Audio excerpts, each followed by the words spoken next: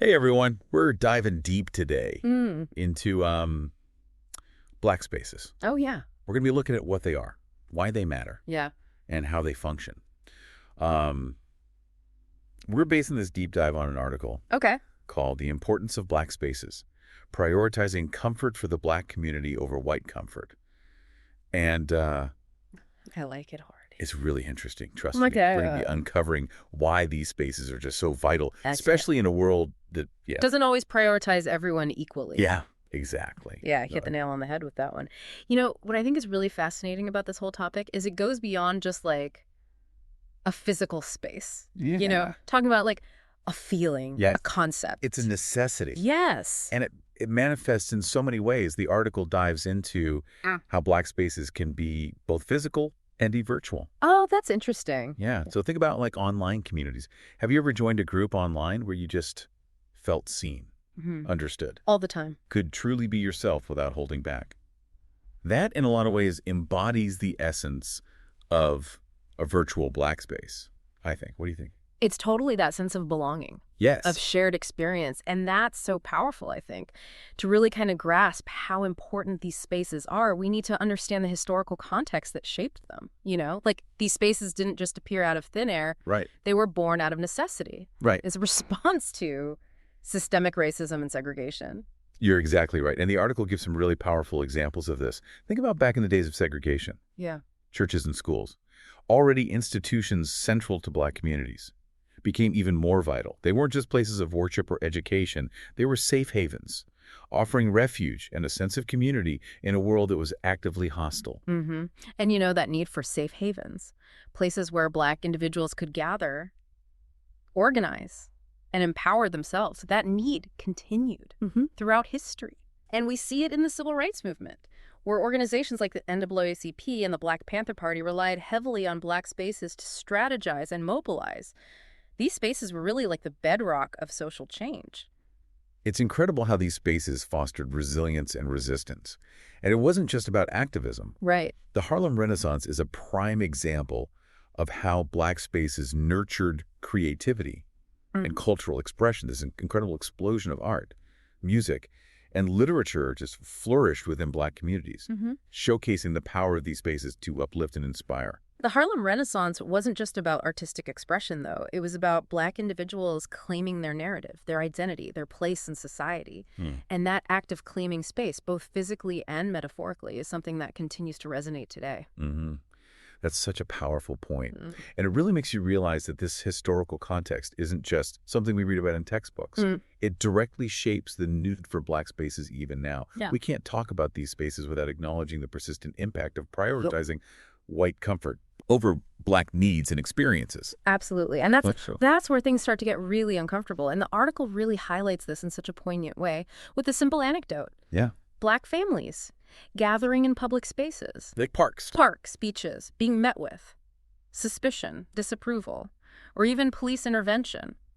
It's heartbreaking to think about the emotional labor involved in constantly navigating white comfort.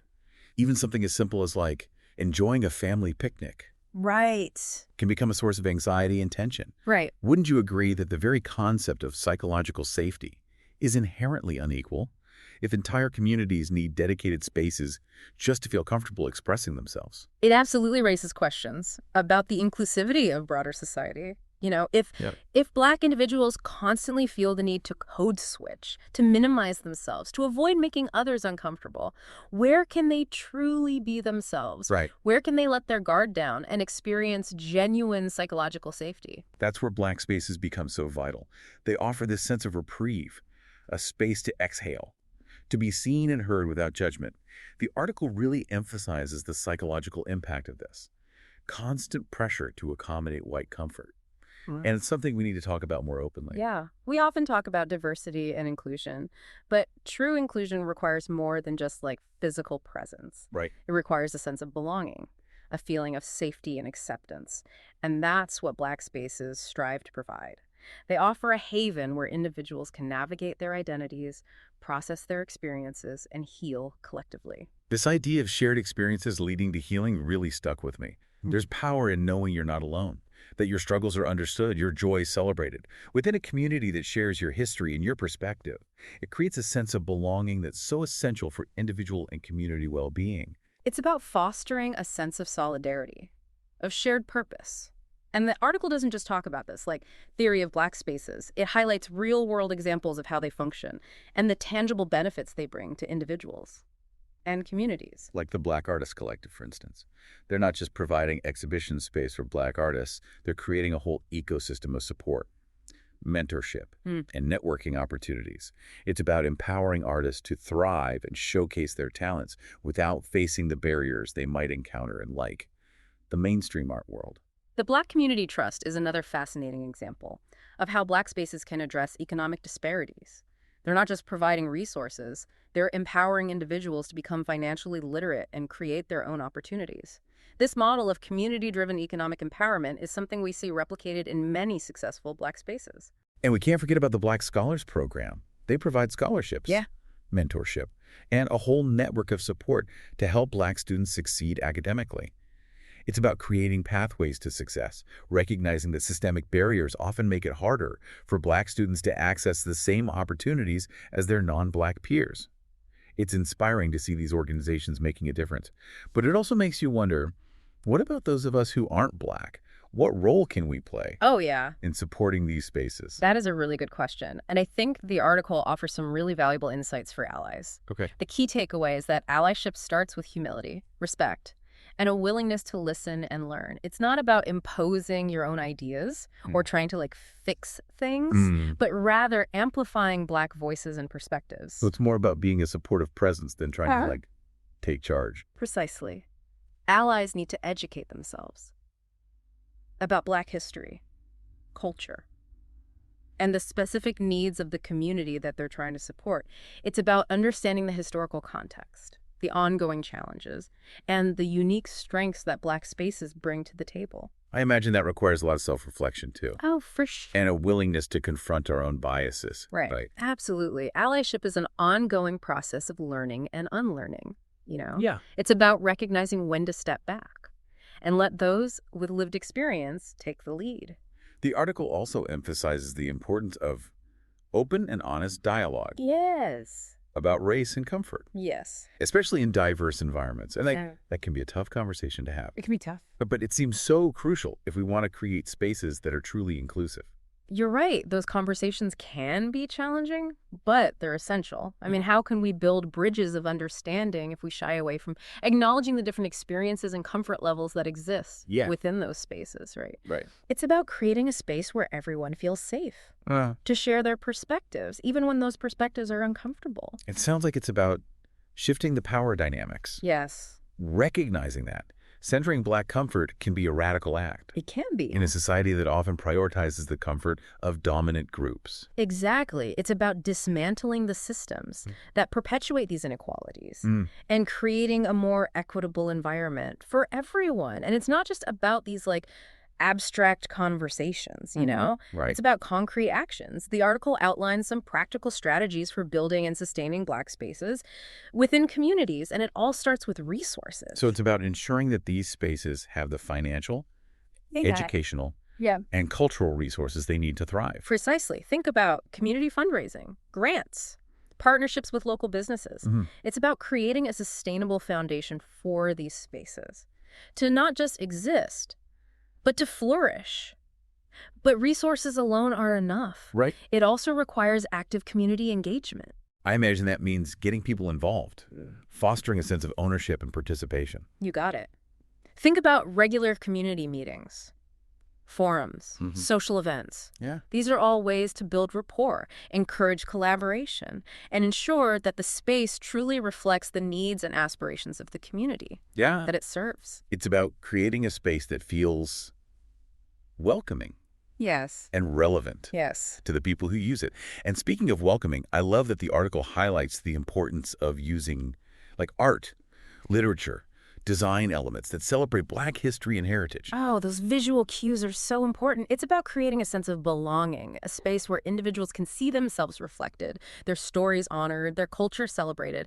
And it's not just about aesthetics. It's about the programming as well, offering cultural events, educational workshops, health initiatives, things that resonate with communities' values and contribute to their well-being. So it's about creating this holistic environment, Yeah. one that nourishes the mind, body, and spirit. Yes, and a space that empowers individuals to connect with their heritage, build their skills, and contribute to their community's growth. It's amazing to see how all these elements work together to create a vibrant and sustainable ecosystem for Black spaces to flourish.